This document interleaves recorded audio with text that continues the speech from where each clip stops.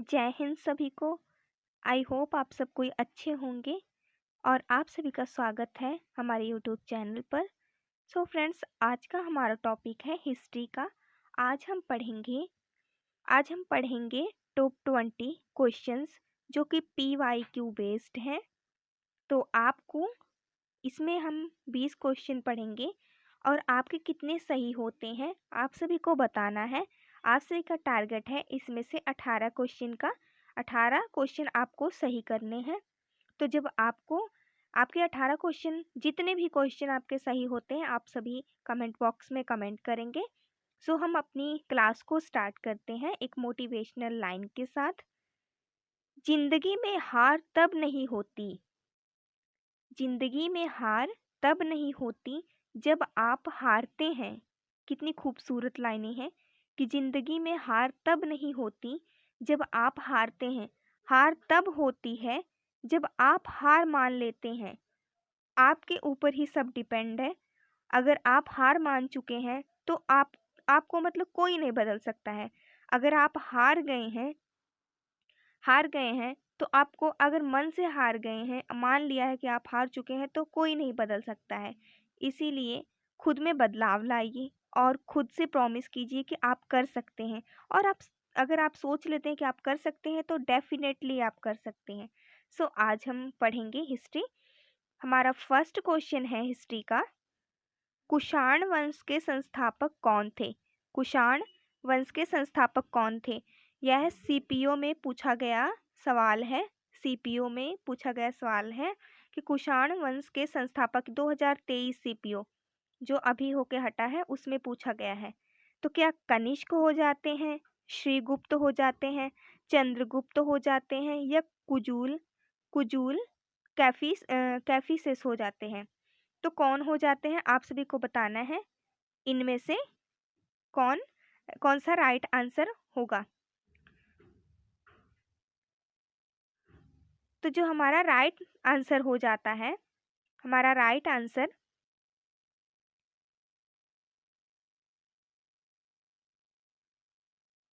हमारा right answer हो जाता है फोर्थ। क्या हो जाता है? कुजूल कैफीसेस हमारा राइट आंसर है कि कुषाण वंश के संस्थापक कुजूल कैफीसेस हो जाते हैं। भूल कर भी कनिष्क नहीं लगाना है, नहीं तो वो most of the student Kanishk लगा के आते हैं जो कि गलत है। अगर आपने अच्छे से पढ़ा है तो आप क्वेश्चन को कभी गलत नहीं करेंगे। हमारा सेकंड क्वेश्चन है गांधार शैली एवं मथुरा शैली का विकास किसके शासनकाल में हुआ? तो कौन हो जाते हैं? यहाँ पे थोड़ा मिस्टेक हुई है, यहाँ पे सभी करेक्ट करेंगे। कुजूल कैड फीसेस होगा यहाँ पे क्या होगा? कुजूल, एक सेकंड, कुजूल, यहाँ पे तो कुजूल ही रहेगा। यहाँ पे रहेगा cat cat faeces cat faeces cat faeces हो जाएगा यहाँ पर। तो कनिष्क कनिष्क को क्या माना जाता है? कनिष्क को कहा जाता है भारत का आइंस्टाइन भी कहा जाता है। तो नेक्स्ट क्वेश्चन हो जाता है हमारा, जो हमारा दूसरा प्रश्न है, गांधार शैली एवं मथुरा शैली का विकास किसके शासनकाल में हुआ? ये मोस्ट इम्पोर्टेंट क्वेश्चन है।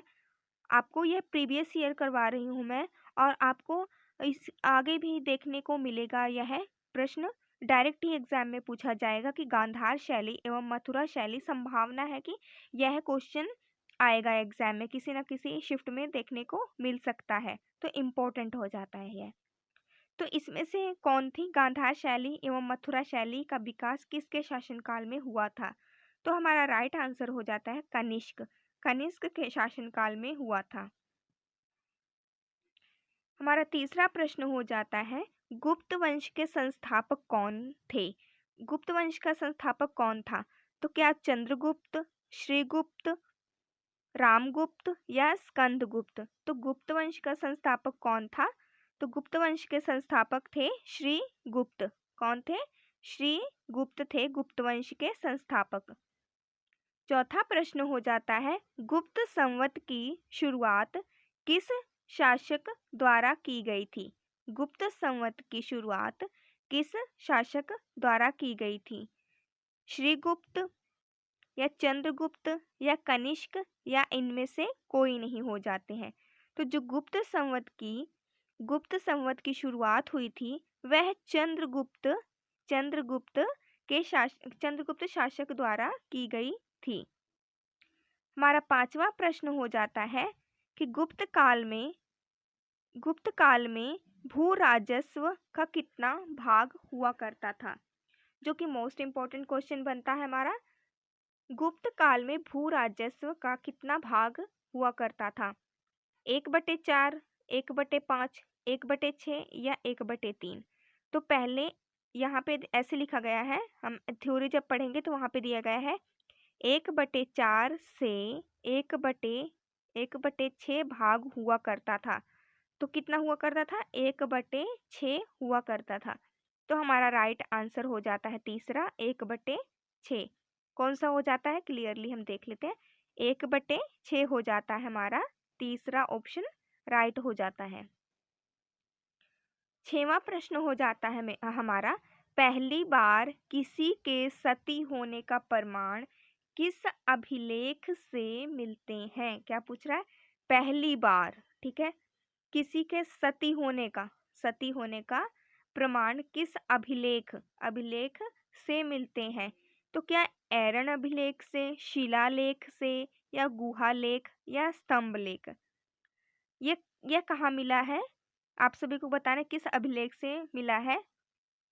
तो यह मिला है 510 में भानुगुप्त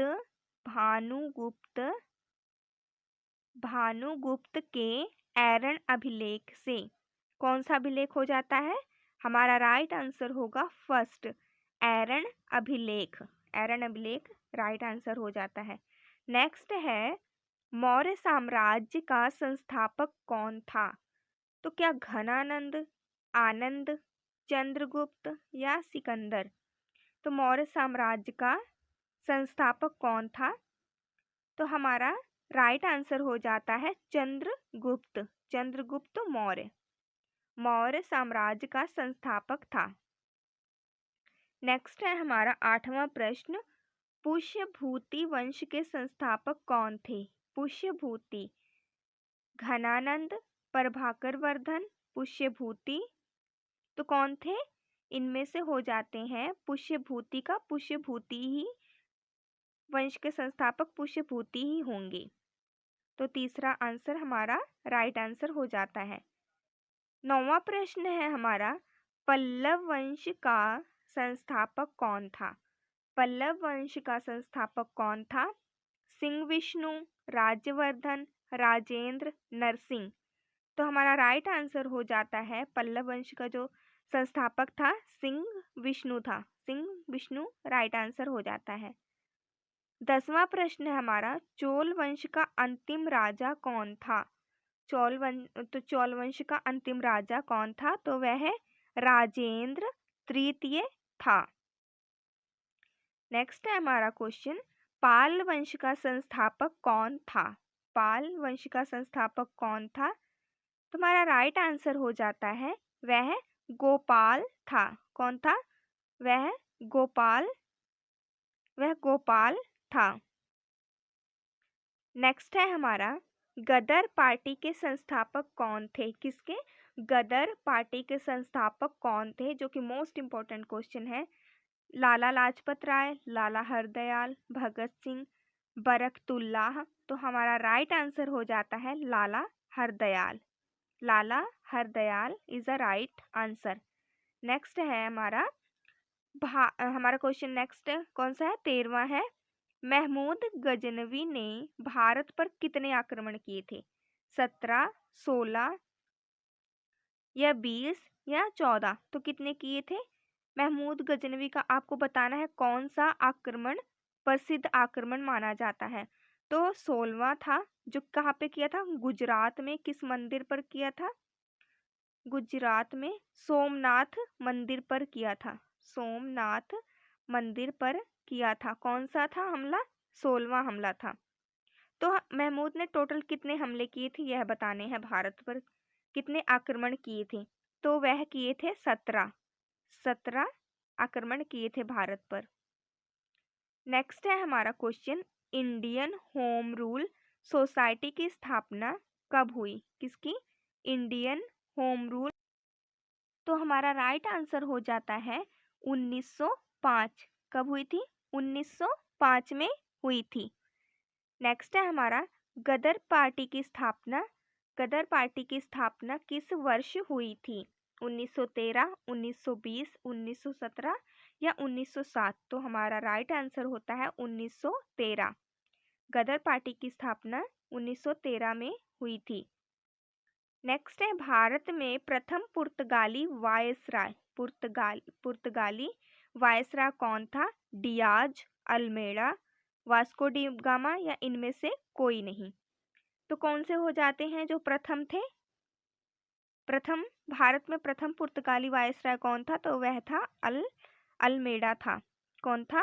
अल्मेड़ा।